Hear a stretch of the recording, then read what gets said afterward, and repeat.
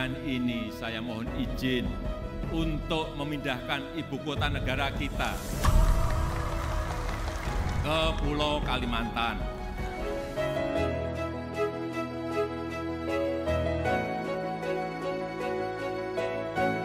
Pidato kenegaraan Presiden Republik Indonesia Joko Widodo dalam sidang bersama Dewan Perwakilan Daerah atau DPD dan Dewan Perwakilan Rakyat atau DPR pada tanggal 16 Agustus 2019 lalu seolah membuka lembaran baru bagi bangsa dan negara Republik Indonesia.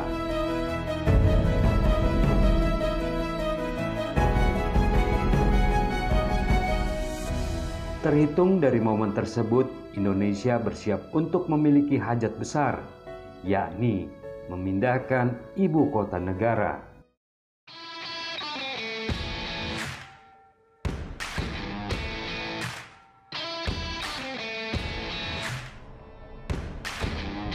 Setelah melalui proses pertimbangan yang panjang dan matang, disinilah ibu kota baru tersebut rencananya akan ditempatkan.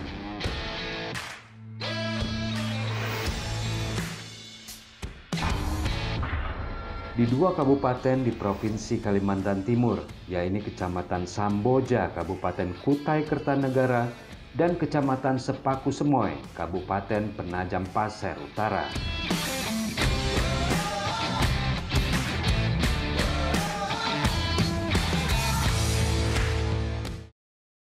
Bahwa lokasi ibu kota baru yang paling ideal adalah di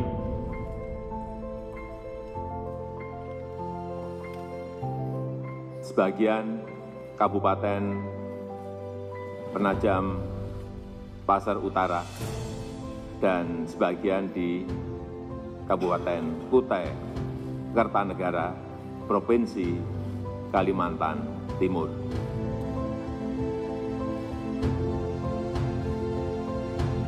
Kenapa di Kaltim? Ada pertanyaan, kenapa di Kaltim? Satu, risiko bencana minimal, baik bencana banjir, gempa bumi, tsunami, kebakaran hutan, gunung berapi, dan tanah longsor. Yang kedua, lokasinya yang strategis, berada di tengah-tengah Indonesia. Yang ketiga, berdekatan dengan wilayah perkotaan yang sudah berkembang, yaitu Balikpapan dan Samarinda. Yang keempat, telah memiliki infrastruktur yang relatif lengkap. Dan yang kelima, telah tersedia lahan yang dikuasai pemerintah seluas 180.000 hektar.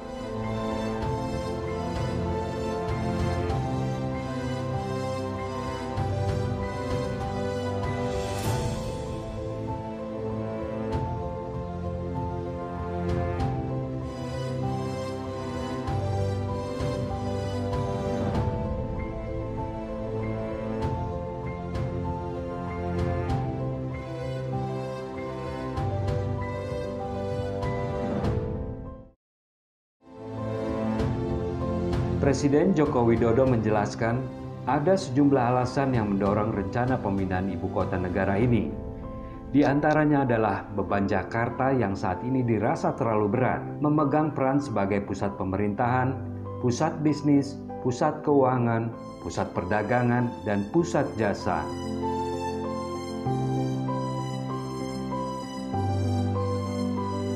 Selain itu, beban Pulau Jawa yang semakin berat dengan penduduk sekitar 150 juta atau 54% dari total penduduk Indonesia.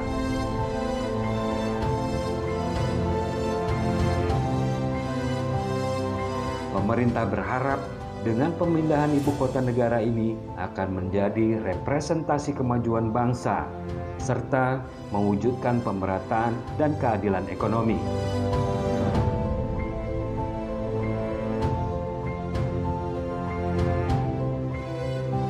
Berbagai perencanaan dan persiapan pembangunan kini tengah dilakukan. Salah satunya dengan mendesain wajah baru ibu kota negara ke depan.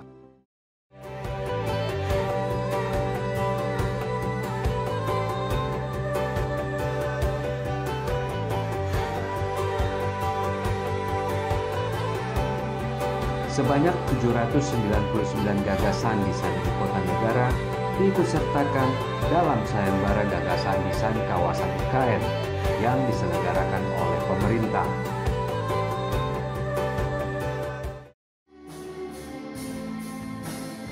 Tentu tak mudah menentukan gagasan desain ibu kota yang ideal, karena ibu kota baru selayaknya memenuhi kriteria kota cerdas, modern, dan berstandar internasional. Dengan memegang teguh identitas bangsa, ramah terhadap sosial, ekonomi, dan lingkungan, juga tepat untuk generasi mendatang. Ada nikmat yang agung di tengah danau yang merefleksikan nilai-nilai luhur di kedalamannya. Tempat ini menjadi kebanggaan yang menjuru. Pesan untuk anak-anak kami agar tumbuh tanpa melupakan masa lalu. Dan hasilnya, 5 gagasan desain ibu kota negara baru keluar sebagai pemenang, dengan desain Nagara Rimba Nusa sebagai unggulannya. Nagara Rimba Nusa.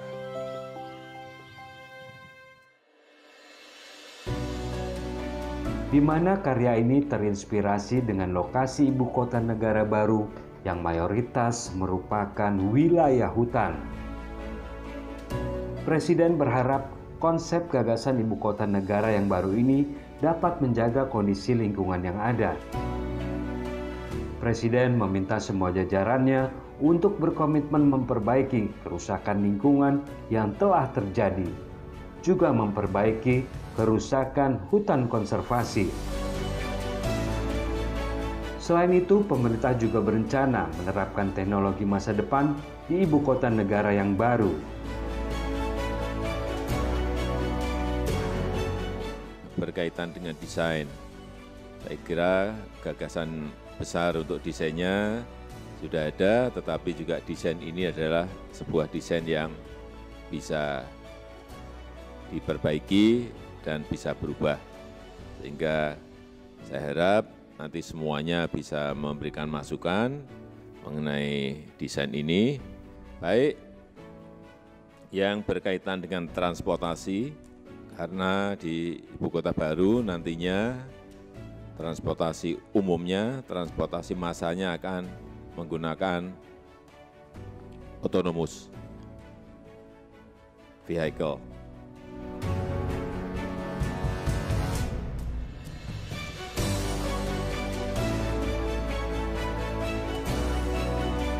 Lantas, kapan dan bagaimana konsep pembangunan dan pemindahan ibu kota baru itu akan dilakukan?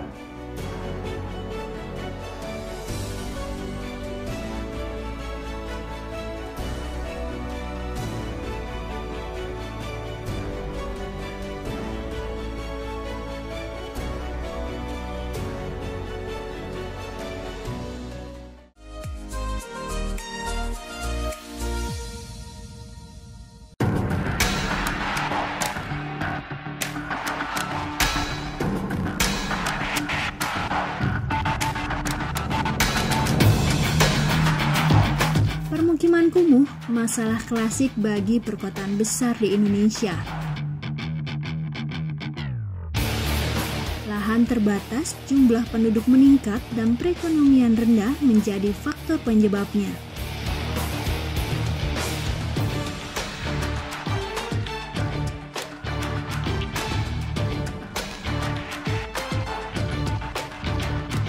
Masyarakat tak mampu berbenah meningkatkan taraf kualitas hidupnya. Jika hal ini dibiarkan, dapat menimbulkan dampak yang merugikan, adanya sumber penyakit hingga tata guna lahan yang tidak teratur.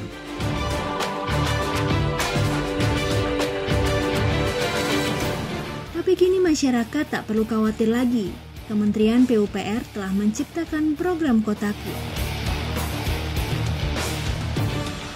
Melalui program ini, permukiman kumuh bisa jadi tempat wisata baru loh. Sebenarnya, apa sih program Kotaku? Pasti penasaran kan? Mau tahu informasi lengkapnya? Saksikan program Warga Bicara episode Kotaku Asri hanya di PUPR TV.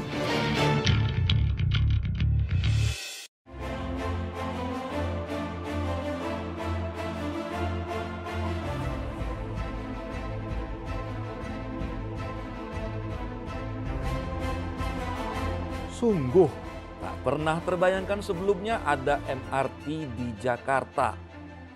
Biasanya orang Indonesia mencicipi kenyamanan transportasi publik bernama MRT ini hanya jika bepergian ke negara-negara maju di luar negeri. Namun, pemerintah Indonesia tak mau berlama-lama membiarkan Jakarta terus dilanda kemacetan. Dan kini telah hadir MRT di ibu kota.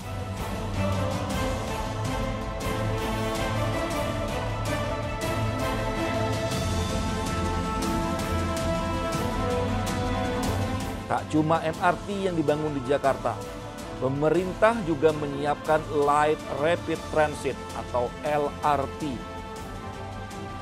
Semua tentu agar kemacetan ibu kota bisa berkurang.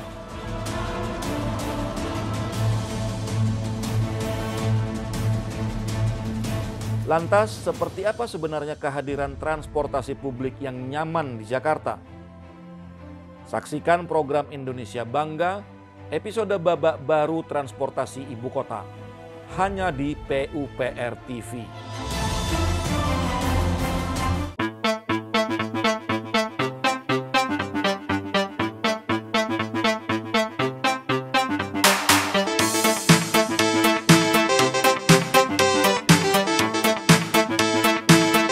Siapa bilang kaum milenial di Indonesia tak butuh rumah sendiri? Banyak kok milenial yang ingin memiliki rumah, namun terhalang harga rumah yang terus melambung tinggi. Kini, kaum milenial tak perlu khawatir. Kementerian PUPR membuat rumah berkualitas namun dengan harga terjangkau.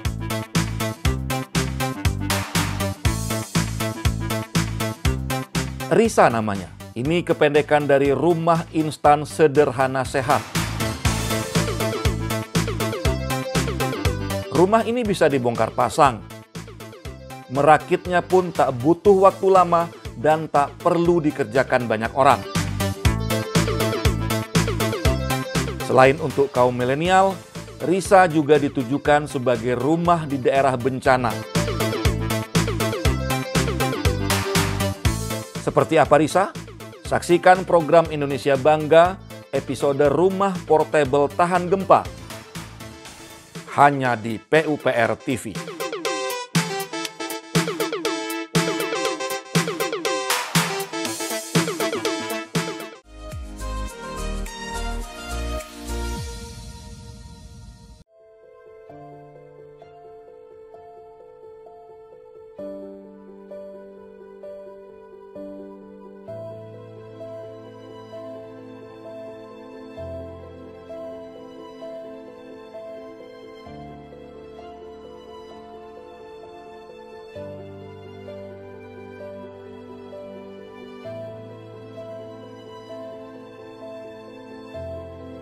Presiden Republik Indonesia Joko Widodo meminta agar proses pemindahan ibu kota negara yang baru di Provinsi Kalimantan Timur bisa terlaksana pada tahun 2024.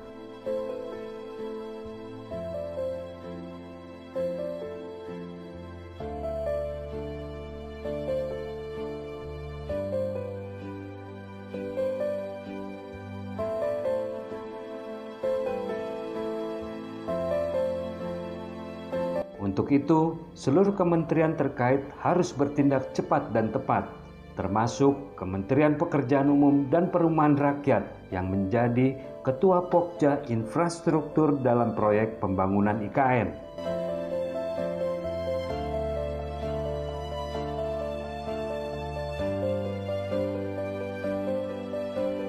Untuk konsep pembangunan ibu kota baru telah dipersiapkan lahan dengan total 410.000 hektar dengan 56 hektar sebagai wilayah inti.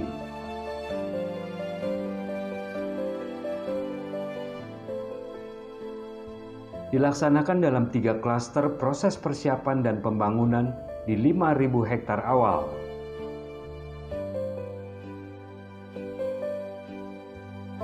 Pertama, desain kawasan dan tata ruang ibu kota baru yang ditargetkan selesai pada pertengahan tahun 2020.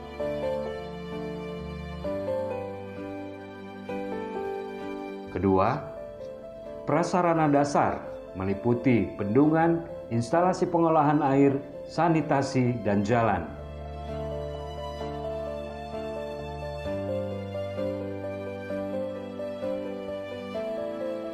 Ketiga, pembangunan gedung-gedung pusat pemerintahan.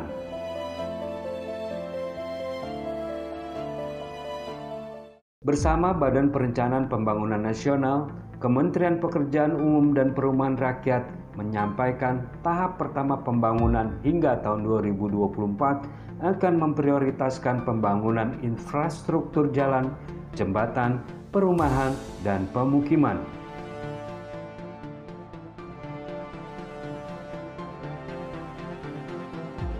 Akan ada 3 akses jalan menuju kawasan ibu kota negara baru, yakni ruas Balikpapan Sepaku sepanjang 60 km, Semboja ke ibu kota negara baru sepanjang 40 km, Penajam Pasir Utara ke ibu kota negara baru sepanjang 60 km. Presiden Joko Widodo juga telah meresmikan Jalan Tol Balikpapan Samarinda Sesi 2, Sesi 2, dan Sesi 4.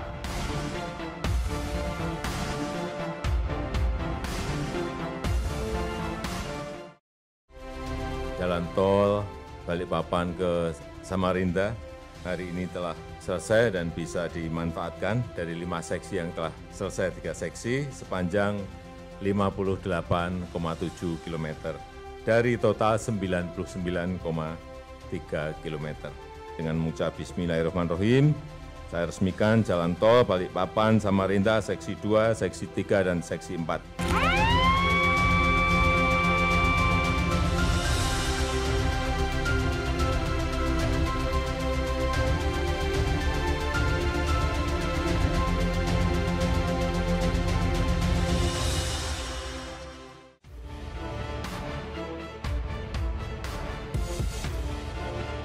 Bahkan tidak menutup kemungkinan akan dibangunnya bandara udara di kawasan ibu kota negara, selain pengembangan bandara di Samarinda dan Balikpapan.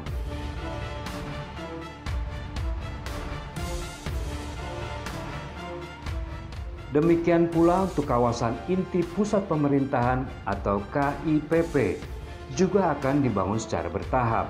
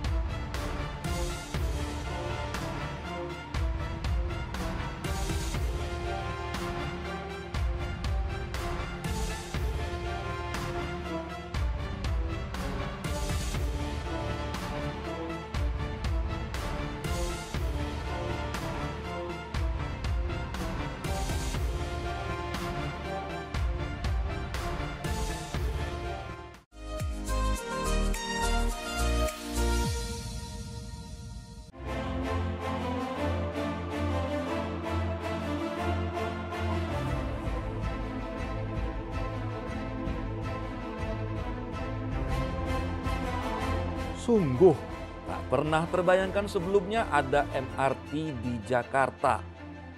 Biasanya orang Indonesia mencicipi kenyamanan transportasi publik bernama MRT ini hanya jika bepergian ke negara-negara maju di luar negeri. Namun, pemerintah Indonesia tak mau berlama-lama membiarkan Jakarta terus dilanda kemacetan. Dan kini telah hadir MRT di ibu kota.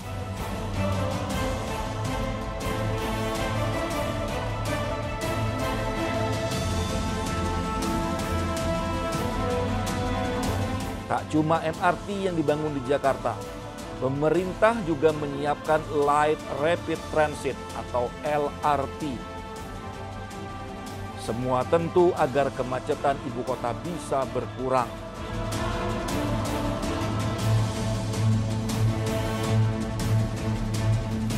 Lantas, seperti apa sebenarnya kehadiran transportasi publik yang nyaman di Jakarta? Saksikan program Indonesia Bangga, episode babak baru transportasi ibu kota, hanya di PUPR TV.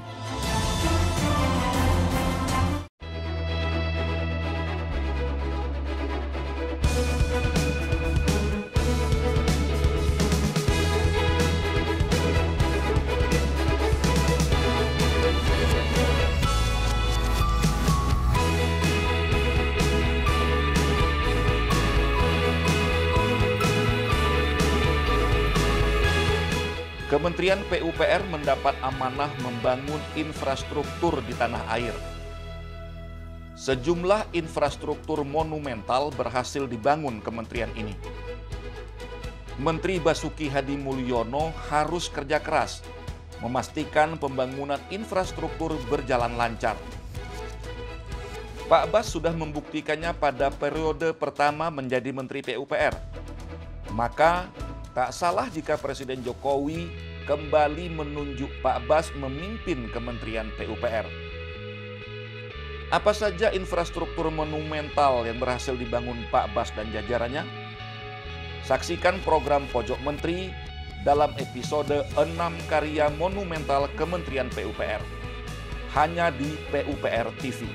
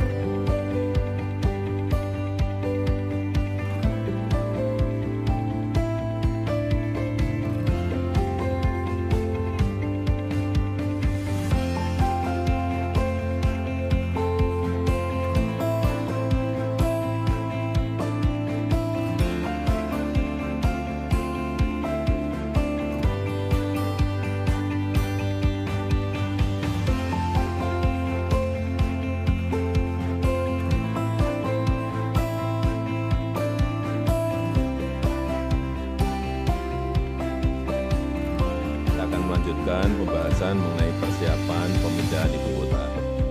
Yang pertama, saya minta yang berkaitan dengan legislasi dan regulasi-regulasi yang mendukung ini disiapkan, dan saya dengar Pak Menteri Bappenas ini sudah siap. Ya, segera kita sampaikan, kita berikan kepada DPR agar bisa diselesaikan.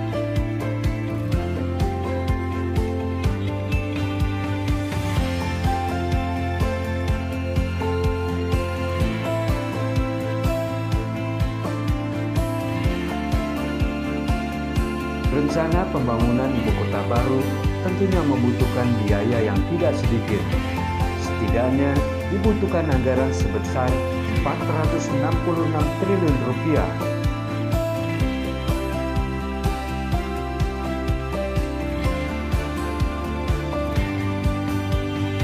Namun demikian, pemerintah telah memiliki rencana untuk pagu anggaran tersebut.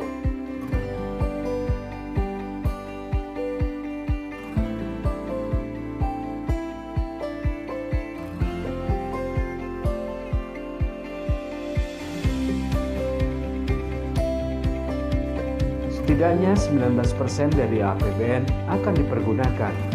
Anggaran tersebut diperoleh melalui pengelolaan aset ibu kota baru dan DKI Jakarta.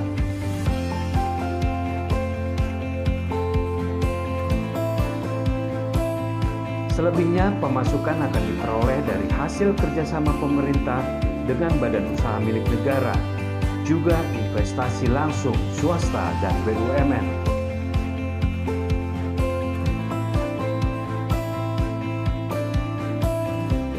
Anggaran APBN yang akan digunakan untuk pembangunan infrastruktur merupakan anggaran multi-year, sehingga tidak dialokasikan sekaligus dalam 1 tahun APBN berjalan.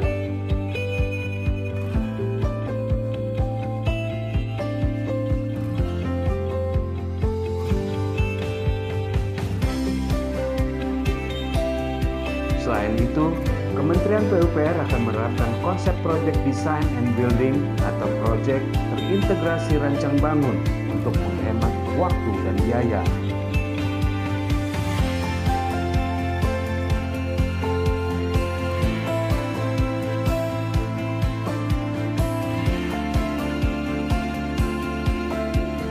Setidaknya akan ada 180.000 aparatur sipil negara yang berasal dari kementerian dan lembaga pusat akan berpindah ke ibu kota negara yang baru. Untuk itu, Kementerian Pekerjaan Umum dan Perumahan Rakyat bersama Kementerian Badan Perencanaan Pembangunan Nasional juga telah menyiapkan desain pemukiman di ibu kota negara baru. Akan ada 2 model rumah dinas bagi aparatur negara, yakni rumah susun serta rumah tapak. Rumah susun akan dikhususkan bagi pejabat eselon 2 dan aparatur sipil negara lainnya. Sementara rumah tapak akan diperuntukkan bagi pejabat kementerian dan lembaga.